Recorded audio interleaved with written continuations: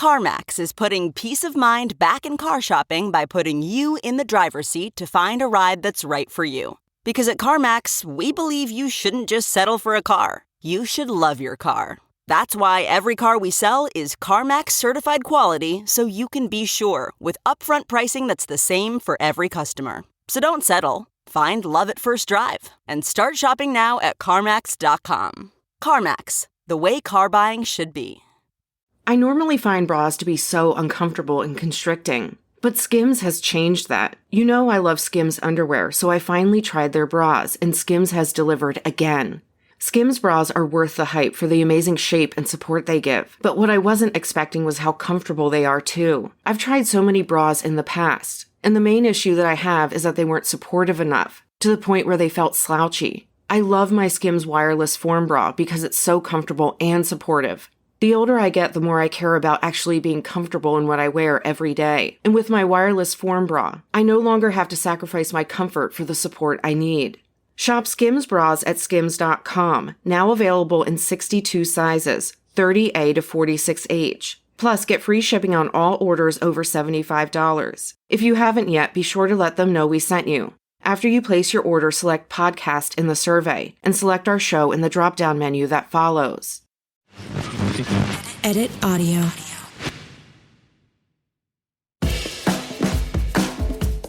Hello, everyone. I'm Robin Hopkins, and this is Well Adjusting, where I talk to people about life stuff, but not in an NPR way.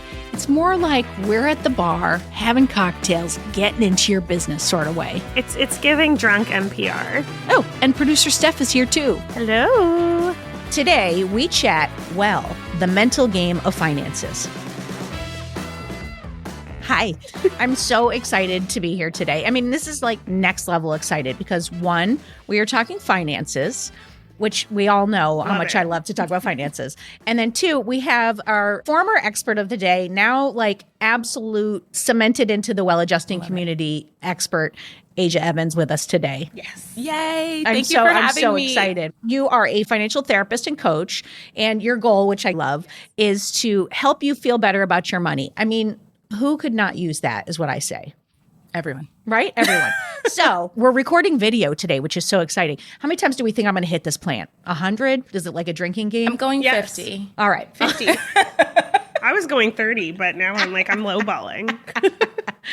I always look at money like in the most simplest form. Like I compare it to food, right? Calories in, calories out. However, if it were that simple, everyone would be at a weight that is, the weight that they want to be at. And I feel the same way about finances. Like it is a simple thing. If you spend less than you make, you will have leftover money. If you save money, you will have money in the bank. However, many of us struggle with money, are in debt. So I want to start there and I want to ask you like the why of it, because you are both in the therapy world and a coach and you specialize in finances. Yeah. So I think, and I forgot who said this, I think it was the man who wrote The Simple Path to Wealth, that money is simple, but it's not easy. Ooh. And I think that's where we kind of get hung up as we're trying to navigate what this means. We are also, we live in a very consumer-based place. For sure. Flashing lights. Hey, in your face, you need this. This is going to help you get to that ideal weight. You need this because you want to be this person. Who's your ideal self? What do they dress like? What do they look like? What do they smell like? Let me buy the things for my ideal self, but it doesn't necessarily take care of what's happening on the inside. And that's what we need to kind of shift. So it's inherently emotional, but it's really easy to pretend it's not emotional. That, hey, if I buy all these things that is the ideal version of myself, I'll feel like that person right away without having to do an internal change or shift. And, people hate change. We hate change. We hate being uncomfortable. I don't know what you're talking about. I embrace change. So totally and fully. Not even one bit. Well, I love what you said about the consumerism side of things, because I think that's something that we haven't talked about a lot, and it's something that I don't often think about. But like I remember reading someplace where they were saying that whole thing of like only 2 left in red letters is absolute horseshit often. Like there is more than 2 left. but they just want you to feel this sense of urgency. It's almost like the like button. And the Amazon of it all, I just this morning was like, oh, we need a new blanket. And then I was like, I'm looking at cotton weave blankets. And I was just like, and I was almost ordering. And then I remembered that we were trying to budget. And I was like, no, that can wait. And I'm a person who's very aware about money, aware about my spending. Like if you aren't, it's a setup. It's quick and it's easy. And that is. And it arrives at your door. Right. Just like every ad I record for a podcast. It's quick so and easy, quick. arrives at your door. And that's what it is, right? Yeah. When you need something, say your blanket, and That sounded so sad. Say your blanket. you need that blanket. You know, we all really do do, though. sometimes. I really want a weighted blanket. As you were saying that, have that's one what of I those. was thinking I about. can get you one to your home door tomorrow. Quickly before you get home today. Right. If you want it, you can get it immediately. Yeah. That's hard to say no to. It's also a sales tactic to provide a sense of urgency and scarcity that says, hey, if you don't get it, you're not getting it at all. And Yes. humans really like immediate gratification. We sure want do. to, hey, I bought it, it's coming to me today. Like, that's ridiculous. I don't need anything coming to my door today, but I really like it. I know. And I like not having to go to 14 shops. Like we used to have to like get in the car or walk or get on a subway, go here, shop, comparison. And now I can comparison shop like from my desk in my jammies. Right. And it arrives at the end of the day. And you're disconnected from your money when you're doing it because it's a credit Yes. card. So it's not even like you're pulling the money out of your wallet or something to say, okay, there goes my 20, 50, whatever. It's quick and easy. It's already saved in your like system. In the checkout, you don't even see the money leaving. You're not even thinking And then you about just it. get the bill and you're like, oh shit. If you check What it. happened this month? Yeah. Right. If you check it. Well, we're talking about like kind of like the impulse and the urges behind it, but like what about the emotional connection? Because I think it's like, all right, if it were just that simple, you saying that would bring awareness and then people would go, oh, let me just think about that. But I often talk about how there's also like a filling a void, or I don't feel good about myself today, or like generational money trauma. Like Steph and I talk at length about, being poor kids, like the fear that I now have attached to money. Like, I don't know how many people recognize that's a thing. It's everything. It's everything. It's everyone. We've all gone through it. And I think this doesn't come up enough. It does not matter how much money you had Sure or doesn't. have.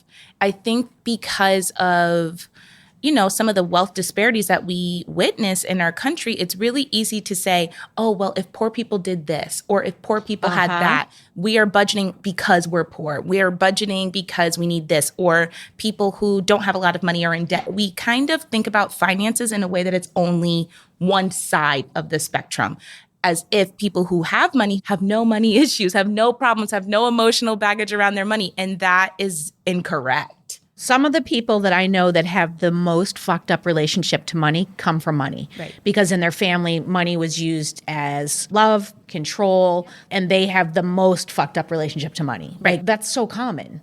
Yeah. And we don't talk about it because the way we look at money, it's like, oh, if you need to talk about money, then you don't have any.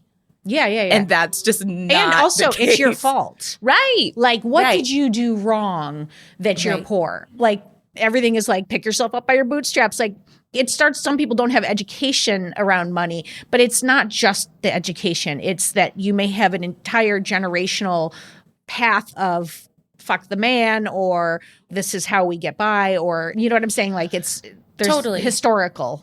And it's also too, like, money is a really great way for people to cope with what's going on. Yeah. So if you are really stressed out at home, Food, like alcohol. Right. It's another vice. And the money allows you access to something else. So if you are stressed out at home, whether it's where your work or your relationship or just parenting, or you feel lonely, or you don't love yourself right now, your self-esteem is in the trash. What are you talking about?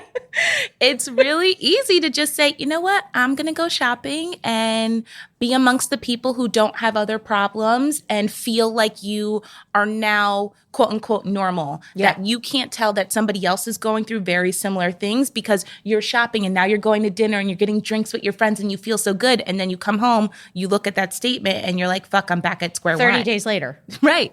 Like, and then Right. it's just a big number and it's not the isolated incident. Right. So it's a really good way to cope with things. So when we start talking about the emotional aspect of money, what I want people to do and what I encourage people to do is start thinking about, why am I doing this? What's going on for me that it feels like I need to escape into this other life, into this other feeling, and get honest about that, because that's what we need to change. It's we want to change your spending and, get on track and be stable. Yes, very important. But that's more number concrete stuff.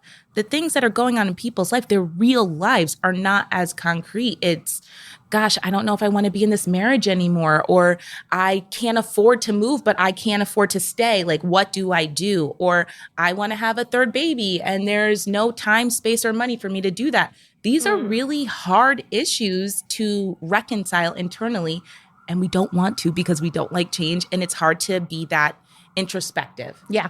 Okay, wait. We are recording in literally Times Square, so we're just going to pause for a second for sirens.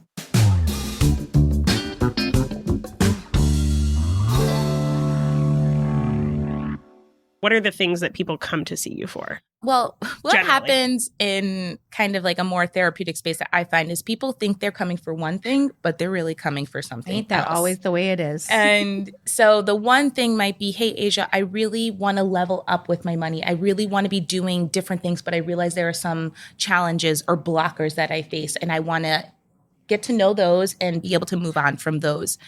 And those challenges are like, I grew up and I didn't have a lot of money, or I'm still in the scarcity mindset, or I feel like my mindset is fucked up, but I don't really know what that means and what's going on.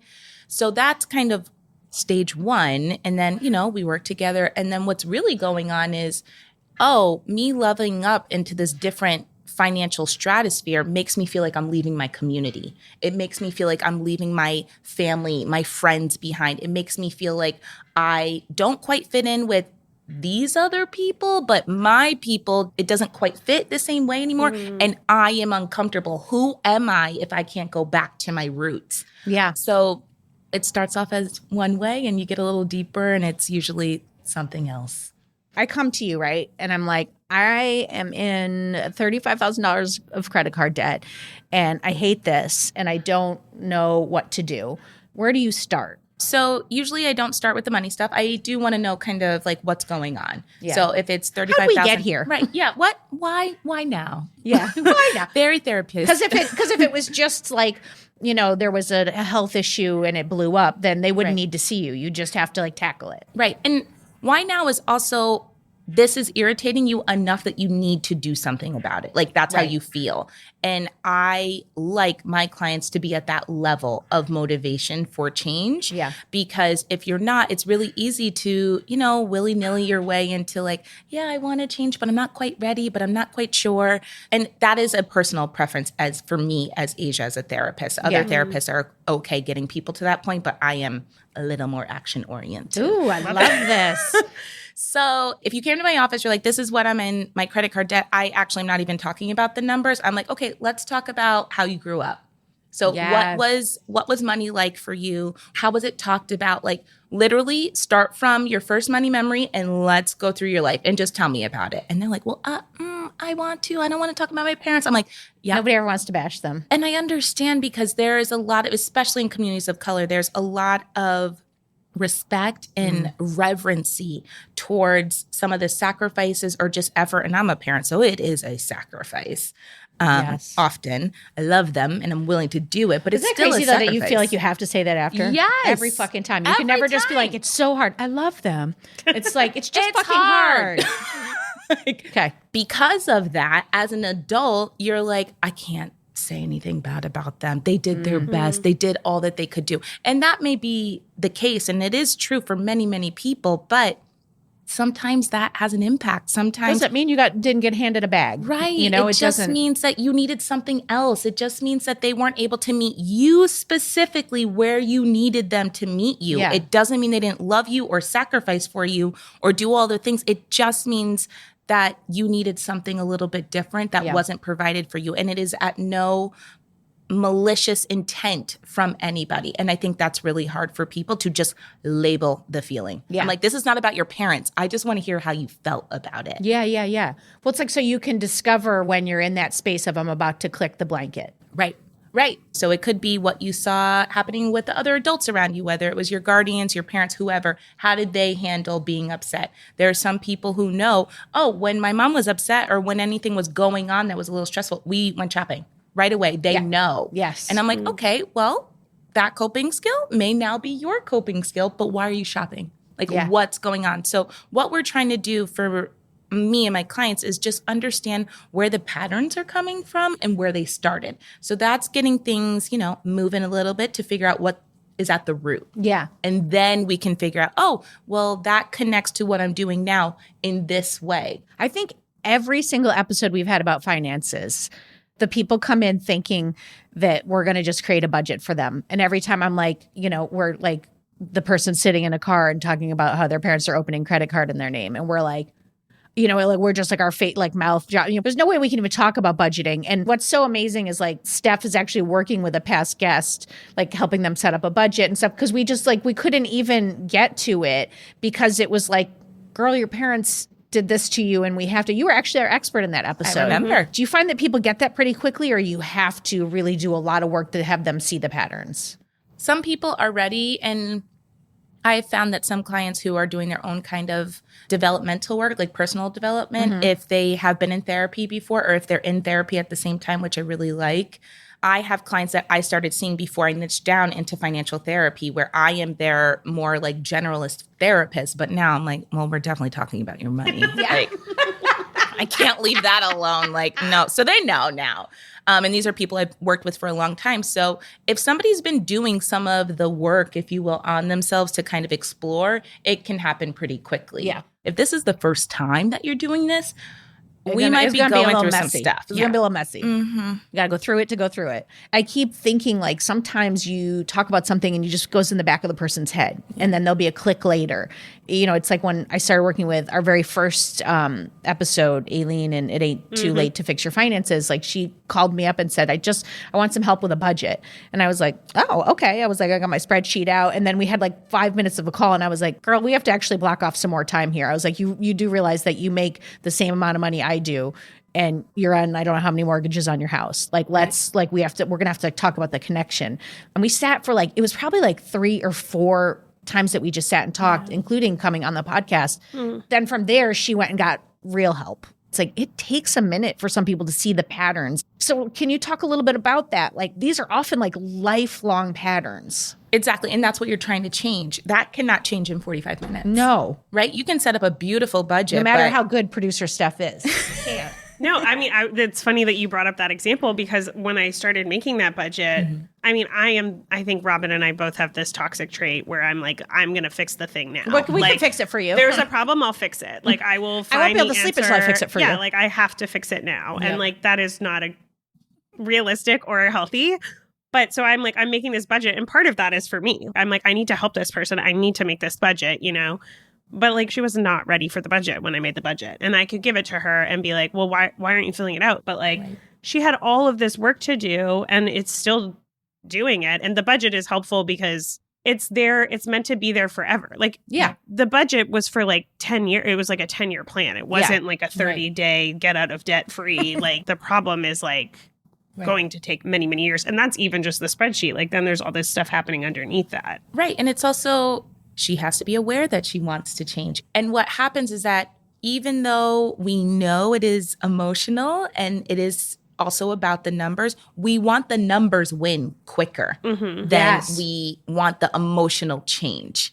People think that the hardest part is going to, let's get to the root. What are my patterns? And then we figure them out and they're like, okay, I'm cured. fixed. I'm fixed. I'm like, well, funny story now is like the hard part because now you know what's going on. And what I'm going to ask you to do is to change your behavior when some of these things start coming up. So you as a person want to go back to everything that you've been doing the last, 20, 30x years, whatever it might be. But now I'm telling you, and you are telling you that you have to do something different. Yeah. And that is what's really hard. That's why change is so hard because when you are stressed out, when you're going through a lot, when there's a lot on your mind, it's easy to fall back into the normal kind of everyday systems that we have and just do it without thinking about it. It's a habit. Yeah. Versus saying, oh, the new me needs to do this. The new me is keeping this nice budget that was made for me. The new me has to do it this way. And that is different. And I don't like it. And it's uncomfortable. Well, and that's the cycle of it, right? Is that you are asking yourself to do a hard thing. And when do you do these patterns? When you're in hard moments. Right. I think people aren't prepared for after you see the light. Right. And you're so uncomfortable with the debt that you want it to be gone immediately. And you think that now that you have this new plan, that it can be gone just as quick. And that is discouraging when it takes a lot of time. Like, I think people hear the number, and I'll stick with the 35,000, thinking about what your salary looks like. Can you afford to just give $35,000 to something else in a year? If you could, you wouldn't. Well, that's not true. It is, but I mean, you might get into debt still, but I think that's what people want. They don't think about it as like, oh, what's my salary? Okay, I pay taxes or I'm paying these other things. Do I have $35,000 to give to my debt to be debt-free in a year?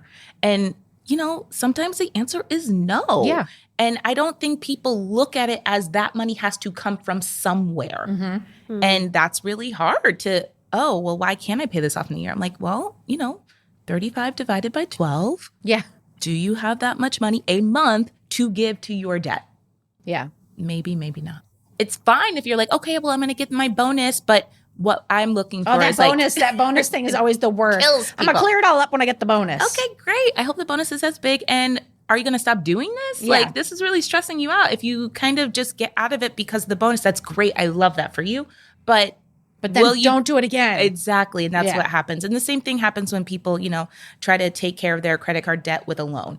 And they're like, I don't know if I trust myself. I'm like, if you're even questioning it, don't do it. Yeah. Don't do it. You can only do that when you are already like at a more healed place. Right. I don't think people understand how hard it is to overcome certain systems, right? So yes, we have the societal systems that we all live within. That's very difficult. But then the difficulty of just, I really want to go to brunch with my friends. Oh, I know. And saying no when you have to say no, or saying yes when you can say yes. But I think we really underestimate how emotionally connected to money we are and what happens to us. We just want to pretend it's not that big of a deal. Let's spend it and it will be okay. Yeah. And it's just not. I look at like my daughter who's a little bit of a spender.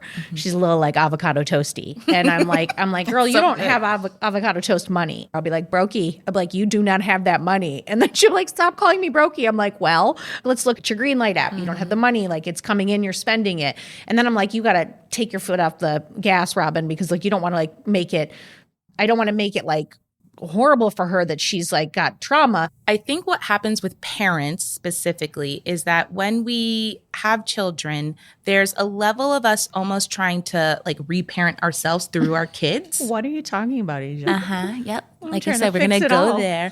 So when I was 3... and we don't realize that our kids may need something else. Yeah. And that's really difficult because like, yeah, but I wish I had this. So I'm going to make sure you have all these things. And that's great. But your kid may need something else in a different way. So to have the access of like, yeah, you can go to Chipotle, but it should not be unlimited because then it's still far enough away that they do not understand that this is coming from someplace. And then, they're 18 or they go to college or they get a job or they move out or whatever happens. Now, all of a sudden, they're like, oh, I need to manage money. And it has felt unlimited before. Exactly. And that sets kids up for, not feeling confident in how to manage money or getting into debt because they haven't been told no. Yeah. And I say that very respectfully to everybody's parenting. You have to decide where your boundaries are as a parent and financially. I do not want my kids unfeathered access to my credit card. That sounds wild to me. For what? Can you imagine? Like, what do you need to have that you need my tens of thousands of credit card? like what? That's exactly. As an adult, you have time and you built up credit and your credit limit may be $10,000, $15,000. You want your kid to have complete and utter access to that all the time? I'm going to go out on a limb and say, no, I do not. I don't. And that's great if somebody else does. I love that for them. But make sure that you understand what the consequences might be when your kids have that unchecked access without having a conversation about it and maybe some personal finance education around it. And emotions. I'm like relating this. I don't have kids. So I'm like relating this to myself. I'm like, I don't even know if I want myself to have that access. Exactly. Like what's the checkpoint? Like for a kid, the checkpoint is probably a conversation with your parents or asking permission or a green light on an app or whatever it is. Or a budgeted number for the month. A number for the week, a number for the month. Like there is that checkpoint. I mean, it's harder to parent that, but for the kid, I think there is a checkpoint. Yeah. For us, if we're doing it for ourselves, like we have to build that in. Yep. Yeah. And I feel like it's almost even harder to understand what that should be. Like, what is my checkpoint? But I do think there's also a problem with some people don't have like access to certain conversations, like this one even. Yeah. Do you feel like a portion of your work is like almost like opening up conversations for certain communities? Because when you say communities, like I'm like, oh yeah, I have certain people that I would talk about debt with, but I would never talk about debt with these people. Right. Yeah. But I'd talk about savings with these people and not with the, and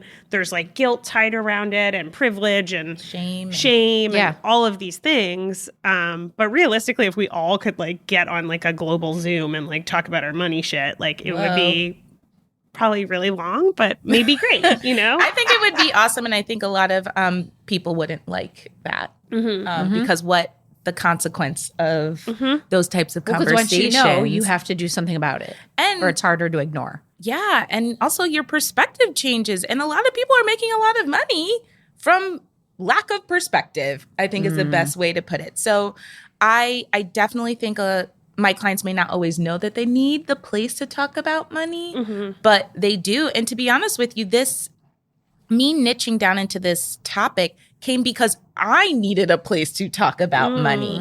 I was like, well, who can I find that understands what it is? And I think I talk about New York a lot, but we live in a very particular place that is not as common as the country, right? Like New York is a very particular cosm of people and diversity and economic growth and money. Like, it is there's not a lot of money in this city. Right. It's not normal to see somebody who literally is homeless in front of a billionaire's house. Yeah. Does that make sense? Like when you are thinking about that, no. We talk about keeping up with the Joneses. Who are the Joneses of New York? Like what? Like Wall Street. It's just infinite. And it's not even just in New York. It's people who live in other countries but have places here who are just every day walking around, and you see them, millionaires walking around. That's not a very normal experience for the country. So I think that particularly when we talk about living in this type of place, it is all the time that you're like, oh, well, I will work out if I get that Stanley Cup. And look at that cute workout set. Is she going to that $45 class? I want to go to that $45 class. Maybe I will look like that. Maybe I will feel like that. It's just constant. And that's why it is so important to get in touch with how we feel emotionally about money. So sometimes I am the conduit, long story short, of those conversations. Well, what's so interesting is like the conduit both ways, right? Because for people that have less money, it's a conduit that you're providing access to conversations to just be like, like I have friends that think $65,000 a year is like a lot of money. The 1%. Yeah. And it is. In a lot of other places. In a lot of places it is. Yes. And then I have, some friends who are like, I make, I don't know, $250,000 a year, and that's not enough. And I think it's very rare that those people have access to the same conversations. Right. Yeah. And depending on which one you're closer to, I think you understand that side more, right? Yep. And so I think for you, it's like you're in this really interesting position where you get to see both sides and almost be like a vessel to like make the middle ground or something. Yeah. And I mean, there's similar conversations. Like it doesn't matter if your net worth is in the millions or if your net worth is negative. Like there's similar conversations. They just come out differently. Yeah. We're all trying to figure out like, oh, well, what does it mean for me to show up and have money? What does it mean for me to show up and not have money? It's all a lot of feelings. Like that's the best way I can encapsulate all the things that are going on. Well, okay. So you are in debt and you suspect something might be wrong. Where do you start? If somebody's like, I'm in debt, I don't know what to do, I would probably first say, we need to make sure that you understand money. So let's do the personal finance education piece. So understand how you can get out of debt, understand what your budget may need to be. So let's get you on some kind of system or plan, however we want to call it. First, now that you're working that system and plan, you're gonna have a lot of feelings that come up. Now let's talk about those feelings. Now it could be through a journal. Are you journaling your feelings about money? Are you talking to people about feelings about money? Are you just having some kind of outlet about what is going on for you financially that is not just you sitting in your head ruminating about what's No going good happens on. with that. No good. Because what happens is people get stressed out. They don't know what to do. And then they, change their plan or do something a little drastic. And I don't want that for people. So start getting really honest. And sometimes it is brutal. It doesn't need to be. But sometimes it is just you have to sit down and have some tears and just be honest about what's coming up. And I've had to go through that too. When I first moved to New York, I was like, I'm making so much money. And I was making $60,000. And to me, that was a ton of money. Yes. And it is a ton of money when you don't live in a major city. When 50% of your salary doesn't go to rent. Correct. It was a lot of money. And if I lived home, then I would have been rolling in the dough. Yeah. But I didn't. I lived in New York and it was very expensive and I had to figure that out. And there were times when I was crying and I was upset and I didn't feel as worthy as some other of my other friends who could afford to, go to brunch, go shopping and then go to dinner and then go get drinks and go home because it's Saturday. I'm like, what in the world? Like, that's my, that's a like car all payment. You're spending money for the week, right? For the all month. of my spending money, like car payment, like everything. Yeah. Rent, half a rent. Like, what? No way. So have the moment to just get honest with yourself. And you don't even have to go to the patterns yet. You don't even have to get to, hey, what's my root cause? That takes some time, but start listening to podcasts. I think there are some podcasts that are really, really amazing that help people get to some of those places. And, there's a lot of free help out there. Right. And there's a lot of communities and Debtors Anonymous and things like that. There's tons of different free options, I think. Right. So it takes time, but, you can do anything on the internet now. Like, internet has everything. Be cautious of where you're getting your information. Yes. Triple check it. It's so funny because I want to wrap this into a bow and be like, so what's the number one, I know. Which is like the problem that we're all talking exactly. about. Like it there sounds just like isn't. the tool that you're saying is really just to slow down and look into it and get help and build a community and learn your feelings. And love that. That works so well for my brain. Right? So easy for everybody to do. And we all just were like this. Right? And circle back to the beginning. That's why it is simple but not easy. Yeah. Yeah. All of that. Brilliant. Well, here's what I would like to say. We have your brilliance here. And so we're going to do a little game that we are calling Would You Rather? And that is not dirty. Get your mind out of the gutter. Okay, so I have different situationals. Wait, do we have to answer stuff if we're talking ground rules here? Because you know how competitive I get. How do I win? I know. No, but I'm saying for ground rules, do we have to answer by our first instinct or the therapized version of what we know we're supposed to doing? I want the honest version of what you would do. This is happening today. What are you doing? Okay. Today. Right now. Right in this now. moment. Okay. So, okay. I'm so nervous because it's a game. Yes. Situation number 1. You're going out to dinner, but you're feeling a little tight with money. Do you buy all of your friends' meals? Fuck it. You want to be the generous friend. Or do you own up that you can barely afford your own share? So this depends on who I'm out with. If I'm out with someone who has done a lot for me, I'm probably gonna buy the thing for them. And then on the back end, I'll sort it. But if it's just my friends, I'll be like, guys, it's hard living. Can we eat at Chipotle? And then make drinks at my house. Oh, I'm absolutely fuck it. And you are? Yeah. If I'm with my close friends, I'm for sure I'll even if it's just your friends, shouldn't you? We're not even letting Asia get in here. I'm like, what? This is it. Let's let this happen. Because I'm it's your friends. They know you. But if we're already we're talking about going out for dinner, okay. This is why money is hard. I mean, it really depends. Today, I think I'm stressed about money, but it's not forefront of my mind today. And I'm in New York proper city instead of Brooklyn. I'm probably going out for dinner, and I'm probably not even just paying for myself. I'm probably oh, this is so fun, and I'm paying for it, and then I'm freaking out about it for the rest of the week. I'm making all my meals, and they're rice and lentils and whatever. And I don't know what that is, but I am also Asia. Can you ask her why she feels like she needs to do that? I am that person. I'm Browns. Do you just want to you just love everyone and you want to give it away, or what is that? I think I just want to have a good time, and then I'm I know that I can get myself out of it later, so I'm just gonna figure it out later. Oh, we're gonna talk about this over lunch, girl. Who's buying? Now that I'm buying because you've done a lot for me. Robin is definitely. I'm seriously not letting you. I'm By the way, wrong. talk Fine, about all of our cool. money trauma. I'm not letting you because now I'm so panicked about your finances, but I'm also paying because I know you've done a lot for me. So this is like too trauma much. on So trauma you guys on trauma. are just like rubbing We're each other's ricocheting, like yeah. back We're both, and like, forth, like soft spot. Negative 1 points to both of us. Okay. Yeah. But I love that you both want to save each other and be there for each other. you? But I do love it. I'm a friend's friend, so I get it. But communicating with your friends is the best option to say that you're having a hard time. And you don't even have to say you're having a hard time. Just be like, hey, I want to have a good time. I want to see you guys, but let's go to Chipotle we and go then make someplace drinks cheap? somewhere else. Yeah. Or like cook at my house or whatever. Yeah. I think that especially when friends are at different levels, it's really good to just be like, yo, can we just like not do 5-star? I have one friend who's just like always wants a really expensive steak. I'm always like, girl, I'm freelance. Let's bring it down a notch. Your friend gives you $100 for your birthday and says they want you to spend it on something nice for yourself.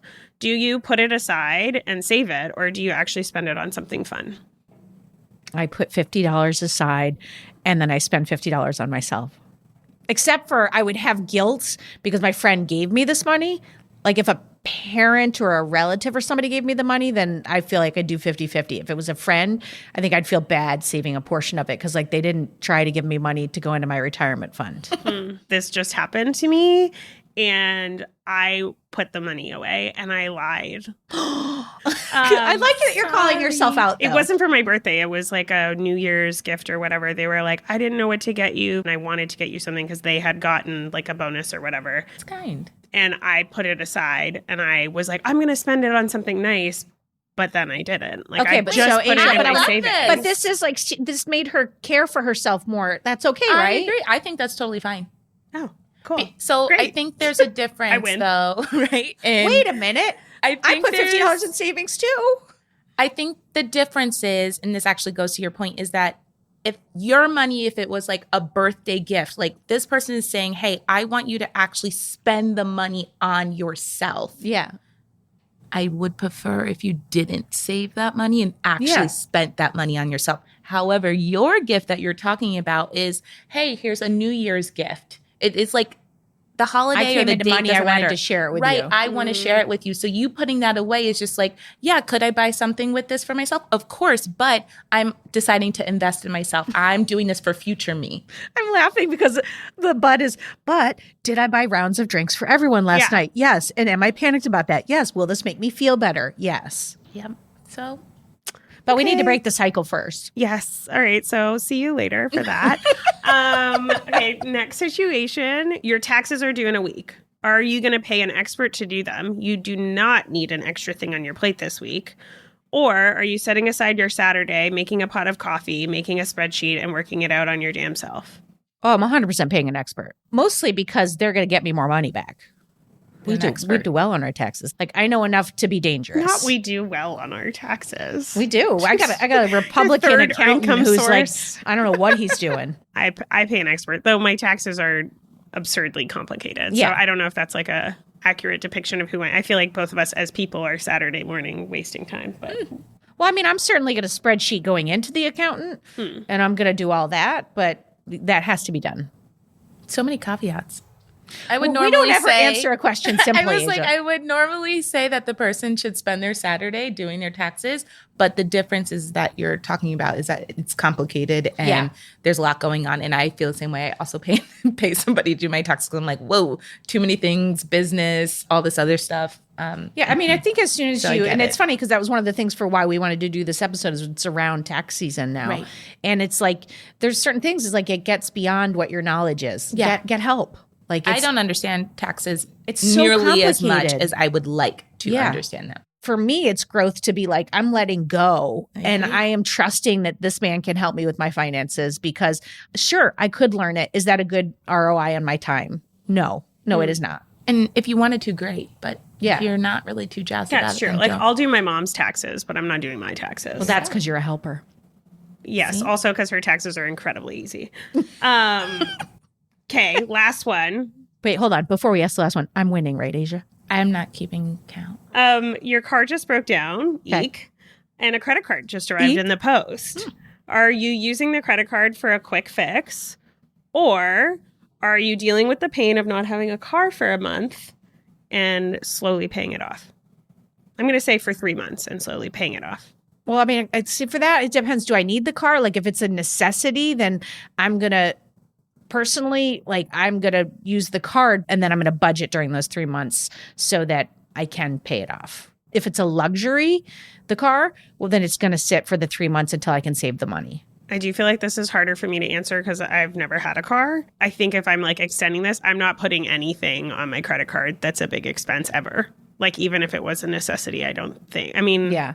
Even if let's say the credit card payment was $20 a month and then I don't know how to do math, but over time that was, let's say it was $100. Okay. If I had to put it on the credit card, even though I knew I would pay it off in 5 weeks, I still wouldn't put it on the credit card. Because even if I had the money in savings. Oh, just because it would make you anxious? Yeah. I mean, I have multiple backup savings. So I would take it out of that and then I would put in my financial notes for the month, how much needed to be paid off and how quickly. And then I would cut my. It sounds like neither one of you are taking on debt. No. But what's healthier? Me. I win. Come on, Asia. Or what's the healthy thing to do in that situation? I mean, to me, it sounds like, and that wasn't an option, but we're going to enter it in as an option. If you have the savings to be able to pay for the car and then put that back, that is the healthier option. And I think I want to be careful between healthy and necessity, because sometimes necessity is not the best financial decision. Sure. Sometimes necessity isn't the healthiest decision, but if this is what you take to get to work every single day, and if you can't work, then what happens? It depends. Well, which is a true therapist answer. Yeah. I'm it I love depends. that. That's the truth. And this is such a nice place for us to leave, right? It's the whole thing is situational. The whole thing is about your relationship to money. In answering that question, that's the one question where I'm at my healthiest.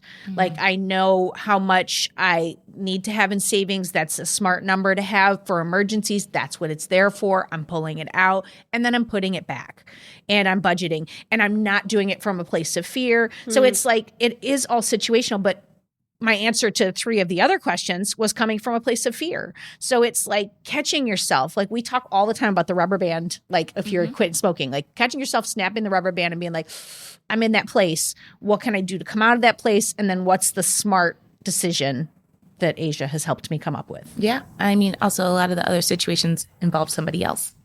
And as two helpers, that is going to rub up against other Isn't things. that interesting? I love that we're ending on that and you just hit the plant for the 3rd time. So. I know. And only 3 times. I thought it'd be 1,000. I said 50. I want to say thank you for coming. And I do want to say, if you want more Asia Evans, which who would not? She is Asia E. Evans on Instagram. It's AJAE. Therapy. Evans. Oh, therapy. I'm sorry. Asia E Therapy on Instagram. Got it. Is there any place else that people can catch you or if they want to reach out to you? Yeah. Instagram is always good. My website, you can feel free to contact me there, which is asiaevanscounseling.com. And yeah, I'm around. LinkedIn, all the things. I'm around. I'm available. And thank you. I mean, I don't know, go save some money, everybody. Yeah. And feel good about it. Oh, that's a better one. Nice ending. All right. Good job. I won. She took over What? For more Robin, and you may need that. You probably don't need it, but if you do, you can follow me at Real Rob Hops on all the platforms, all the socials, as the kids today say. Well Adjusting is an Edit Audio original series. It's exec produced by Steph Colburn and Robin Hopkins. Our producer and editor is Maria Passingham, and our production manager is Kathleen Speckert. Thank you to the entire Edit Audio team and to you for listening.